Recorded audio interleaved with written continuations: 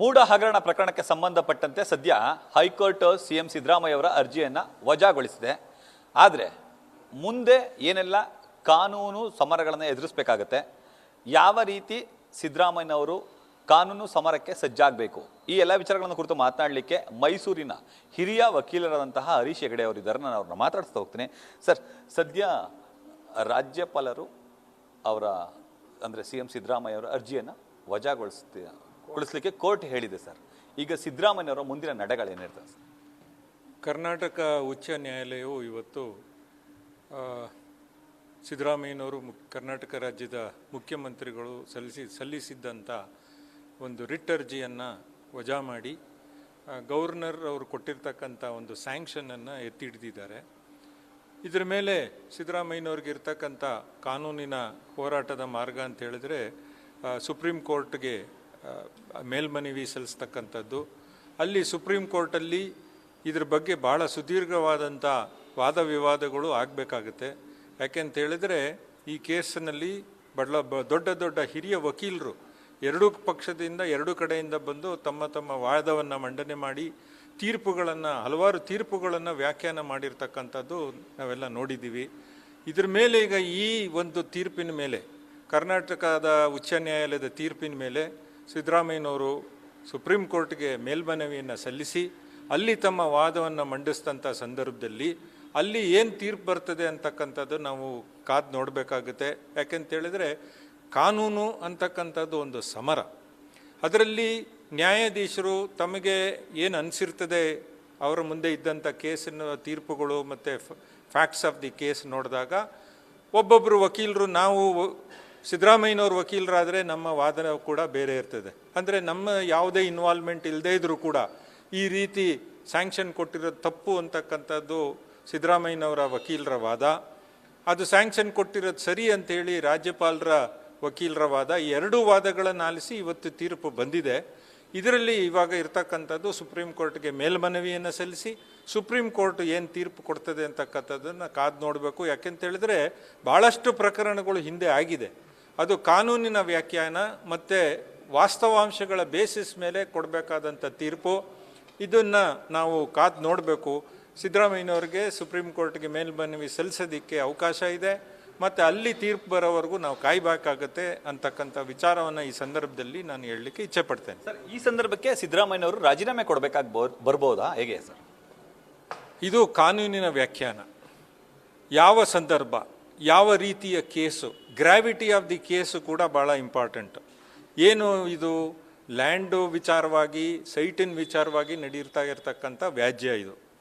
ಇದರಲ್ಲಿ ಮುಖ್ಯಮಂತ್ರಿ ಘೋರವಾದ ಅಪವಾದ ಮಾಡಿದರ ಅಪರಾಧ ಅಂತಕ್ಕಂಥದ್ದನ್ನು ಕೂಡ ನೋಡಬೇಕಾಗುತ್ತೆ. ಸೊ ಅದಲ್ಮೇಲೆ ನೋಟಕ್ಕೆ ನೋಡಿದಂಥ ಸಂದರ್ಭದಲ್ಲಿ ಈ ಅಫೆನ್ಸ್ಗಳು ಬೇರೆ ಬೇರೆ ರೀತಿ ವ್ಯಾಖ್ಯಾನ ಮಾಡ್ತಾರೆ. ಕೋರ್ಟ್ನಲ್ಲೂ ಕೂಡ ಸೀರಿಯಸ್ ಆಗಿರ್ತಕ್ಕಂಥ ಒಂದು ಅಫೆನ್ಸ್ ಇರ್ಬೋದು, ಮೈನರ್ ಅಫೆನ್ಸಿಗೆ ಯಾವ ರೀತಿ ಅಂತಕ್ಕಂಥದ್ದನ್ನು ನೋಡ್ತಾರೆ. ಸೊ ಅಂಥ ಸಂದರ್ಭದಲ್ಲಿ ಈ ಕೇಸಿನಲ್ಲಿ ಇವತ್ತಾಗಿರ್ತಕ್ಕಂಥ ವ್ಯಾಖ್ಯಾನ, ಗವರ್ನರ್ ಏನು ಒಂದು ಸ್ಯಾಂಕ್ಷನ್ ಕೊಟ್ಟಿದ್ದಾರೆ ಅದನ್ನು ಈ ಕೆಲವು ಸೆಕ್ಷನ್ಗಳನ್ನು ಕೂಡ ಅದನ್ನು ಉಲ್ಲೇಖ ಮಾಡಿದ್ದಾರೆ.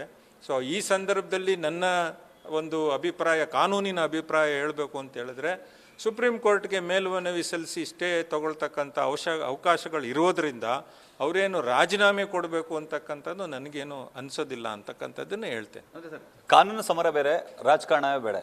ಕಾನೂನು ಸಮರಕ್ಕೆ ಒಳಪಟ್ಟಾಗ ರಾಜೀನಾಮೆ ಅಗತ್ಯತೆ ಇರಲ್ಲ. ಆದರೆ ರಾಜಕಾರಣಕ್ಕೆ ವಿಷಯಕ್ಕೆ ಬಂದಾಗ ರಾಜೀನಾಮೆ ಕೊಡಬೇಕಾಗುತ್ತಾ ಆ ಥರದಲ್ಲಿ? ಅಂದರೆ ರಾಜಕಾರಣ ಅಂತಲೇ ಹೋದಾಗ ಅವರ ಆತ್ಮಸಾಕ್ಷಿ ಈ ಥರದ ಪದಗಳನ್ನು ಬಳಸಿದರೆ ನೋಡಿ, ನಾನು ಏನು ಹೇಳ್ತೀನಿ ಈ ಸಂದರ್ಭದಲ್ಲಿ ಅಂತ ಹೇಳಿದ್ರೆ, ಕರ್ನಾಟಕ ರಾಜ್ಯದ ಮುಖ್ಯಮಂತ್ರಿಗಳು ಯಾರೇ ಆದರೂ ಕೂಡ he is A custodian of the public property and public life.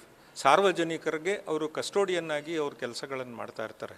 ಅವರು ತಗೊಳ್ತಕ್ಕಂಥ ಪ್ರತಿಯೊಂದು ನಿರ್ಧಾರಗಳು ಜನರ ಹಿತಕ್ಕಾಗಿ, ಜನರಿಗೋಸ್ಕರ ಅವ್ರು ತಗೊಳ್ತಕ್ಕಂಥ ನಿರ್ಧಾರಗಳು. ಸಿದ್ದರಾಮಯ್ಯನವರು ಒಬ್ಬ ರಾಜ್ಯದ ಮುಖ್ಯಮಂತ್ರಿಯಾಗಿ, ಹಣಕಾಸು ಮಂತ್ರಿಯಾಗಿ ಭಾಳಷ್ಟು ವರ್ಷ ಸೇವೆಗಳನ್ನು ಮಾಡ್ಕೊಂಡು ಬಂದಿದ್ದಾರೆ. ಯಾವುದೇ ರೀತಿಯಾದಂಥ ಗುರುತರವಾದಂಥ ಅಪವಾದಗಳು ಅವ್ರ ಮೇಲೆ ಇವತ್ತವರೆಗೆ ಕಂಡು ಬಂದಿಲ್ಲ.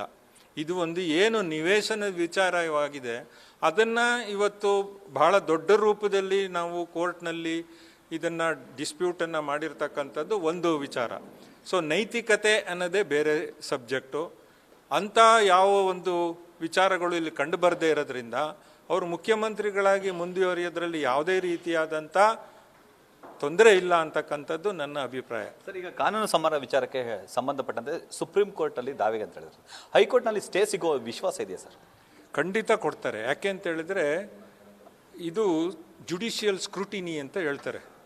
ನಮ್ಮಲ್ಲೇ ನೋಡಿ, ಒಬ್ಬ ನ್ಯಾಯಾಧೀಶರು ಕೊಟ್ಟಂಥ ತೀರ್ಪಿಗೆ ಡಿವಿಷನ್ ಬೆಂಚಿಗೆ ಹೋಗೋದಕ್ಕೆ ಅವಕಾಶ ಇದೆ. ಡಿವಿಷನ್ ಬೆಂಚ್ ಕೊಟ್ಟತಕ್ಕಂಥ ತೀರ್ಪಿನ ಮೇಲೆ ಫುಲ್ ಬೆಂಚಲ್ಲಿ ಕೂಡ ಕೆಲವು ಸಂದರ್ಭಗಳಲ್ಲಿ ನ್ಯಾಯಾಲಯ ಪರಾಮರ್ಶೆ ಮಾಡಬೇಕಾದಂಥ ಸಂದರ್ಭಗಳು ಬರುತ್ತೆ. ಸೊ ಈಗ ಈ ಒಂದು ವಿಚಾರವನ್ನು ಸುಪ್ರೀಂ ಕೋರ್ಟ್ಗೆ ಹೋದಂಥ ಸಂದರ್ಭದಲ್ಲಿ ಸ್ಟೇ ಕೊಡ್ತಾರೆ. ಕೊಟ್ಟು ಆನಂತರ ಅವರು ಆಲಿಸಿ ಪರಾಮರ್ಶಿಸಿ ಆನಂತರ ತೀರ್ಪು ಸುಪ್ರೀಂ ಕೋರ್ಟ್ ಬಂದ ಮೇಲೆ ಅದು ಫೈನಲ್ಲು ಅಂತಕ್ಕಂಥದ್ದನ್ನು ಹೇಳಲಿಕ್ಕೆ ಇಚ್ಛೆ ಪಡ್ತೇನೆ. ಸರ್, ಹಲವರು ಈ ಕೇಸಿಗೆ ಸಂಬಂಧಪಟ್ಟಂತೆ ಪರಾಮರ್ಶೆ ಮಾಡ್ತಾರೆ ಸರ್. ಅಂದರೆ ಯಡಿಯೂರಪ್ಪ ಅವ್ರ ಕೇಸ್ ಜೊತೆಗೆ ಕೇಜ್ರಿವಾಲ್, ಹೀಗೆ ಹಲವರು ನೈತಿಕ ಹೊಣೆಯನ್ನು ಹೊತ್ತು ರಾಜೀನಾಮೆಯನ್ನು ಕೊಟ್ಟರು ಅಂತೇಳಿ. ಸಿದ್ದರಾಮಯ್ಯನವ್ರ ಕೇಸು ಮತ್ತು ಈ ಕೇಸು ಸ್ವಲ್ಪ ಡಿಫ್ರೆಂಟ್ ಆಗಿರೋ ಕಾರಣಕ್ಕೆ ರಾಜೀನಾಮೆ ಕೊಡೋ ಅಗತ್ಯತೆ ಇದೆಯಾ, ಹೇಗೆ ಸರ್? ನೋಡಿ, ಫ್ಯಾಕ್ಟ್ಸ್ ಆಫ್ ದಿ ಕೇಸ್ ಪ್ರತಿಯೊಂದರಲ್ಲೂ ಬೇರೆ ಬೇರೆ ಇದೆ. ದೆಹಲಿಯಲ್ಲಿ ನಡೆದಂಥ ಈ ಕೇಜ್ರಿವಾಲ್ ಪ್ರಕರಣ, ಯಡಿಯೂರಪ್ಪನವ್ರ ಪ್ರಕರಣ, ಅವೆರಡೂ ಕೂಡ ಬೇರೆ, ವಾಸ್ತವಾಂಶಗಳು ಬೇರೆ. ಫ್ಯಾಕ್ಟ್ಸ್ ಆಫ್ ದಿ ಕೇಸ್ ಅಂತ ಹೇಳ್ತೀವಿ. ನಾವು ವಕೀಲರಾಗಿ ಟ್ರಯಲ್ ಕೋರ್ಟಲ್ಲಿ ನಾವು ಕೇಸ್ ನಡೆಸುವಾಗ ನಾವು ನೋಡ್ತಕ್ಕಂಥದ್ದು ವಸ್ತುಸ್ಥಿತಿ, ವಾಸ್ತವಾಂಶ ಮತ್ತು ಕಾನೂನಿನ ಇಂಟರ್ಪ್ರಿಟೇಷನ್. ಈ ಬೇಸಿಸ್ ಮೇಲೆ ನಾವು ಕೇಸ್ಗಳನ್ನು ನಡೆಸ್ಕೊಂಡು ಹೋಗ್ತೀವಿ. ಇದು ಸಾಮಾನ್ಯ ಜನರಿಗೆ ಇದು ಅರ್ಥ ಆಗಲ್ಲ. ಕೋರ್ಟಲ್ಲಿ ಏನು ಕಲಾಪ ನಡೀತದೆ, ಯಾವ ರೀತಿ ಆರ್ಗ್ಯುಮೆಂಟ್ಸ್ ಆಗುತ್ತೆ, ಮತ್ತು ಯಾವ ಟೆಕ್ನಿಕಲ್ ಗ್ರೌಂಡ್ಸ್ ಅದ್ರ ಮೇಲೆ ತೀರ್ಪುಗಳನ್ನು ಕೊಡ್ತಾರೆ ಅಂತಕ್ಕಂಥದ್ದು ಕಾಮನ್ ಮ್ಯಾನಿಗೆ ಸ್ವಲ್ಪ ಅರ್ಥ ಆಗಲ್ಲ. ಅದನ್ನು ಅರ್ಥ ಮಾಡ್ಕೋಬೇಕಾದ್ರೆ ವಕೀಲ ವೃತ್ತಿಯಲ್ಲಿದ್ದು ತುಂಬ ವರ್ಷ ಪ್ರಾಕ್ಟೀಸ್ ಮಾಡಿದಾಗ ಅವರು ನುರಿತ ಮತ್ತು ಸೀನಿಯರ್ ಅಡ್ವೊಕೇಟ್ಸ್ ಆಗಿ ಅವರು ಕೊಡ್ತಕ್ಕಂಥ ಒಂದೊಂದು ತೀರ್ಪುಗಳು ನ್ಯಾಯಾಲಯದಲ್ಲಿ ಅದನ್ನು ಪರಾಮರ್ಶಿಸಿ ನ್ಯಾಯದ ತೀರ್ಪನ್ನು ಕೊಡಬೇಕಾಗುತ್ತೆ. ಆದ್ದರಿಂದ ಆ ಕೇಸಿಗೂ ಈ ಕೇಸಿಗೂ ಸಂಬಂಧ ಇಲ್ಲ ಅಂತಕ್ಕಂಥದ್ದನ್ನು ನಾನು ಹೇಳಲಿಕ್ಕೆ ಇಚ್ಛೆ ಪಡ್ತೇನೆ. Thank you sir. ಇದಿಷ್ಟು ಹಿರಿಯ ವಕೀಲರಾದಂತಹ ಹರೀಶ್ ಹೆಗಡೆ ಅವರ ಮಾತುಗಳು. ಮುಖ್ಯಮಂತ್ರಿ ಸಿದ್ದರಾಮಯ್ಯ ಅವರ ಅರ್ಜಿ ಹೈಕೋರ್ಟ್ನಲ್ಲಿ ವಜಾ ಆಗಿದೆ. ಆದರೆ ಅವರ ಮುಂದೆ ಹಲವು ಆಯ್ಕೆಗಳಿವೆ. ಅರ್ಜಿಯನ್ನು ಸುಪ್ರೀಂ ಕೋರ್ಟ್ನಲ್ಲಿ ಕೂಡ ದಾವೆಯನ್ನು ಹೂಡಬಹುದು.